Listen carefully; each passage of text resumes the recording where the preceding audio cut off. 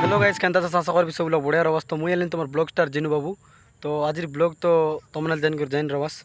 तो आज आमर गाँ ना कि ऊपर साई विसर्जन है तो से वीडियो टे देखी दियास और भल लगला बोल ना कि गोटे लाइक और सब्सक्राइब कर ना पास जेनता कि इनती नुआ नुआ वीडियो मन अंतरिक तुम कचे।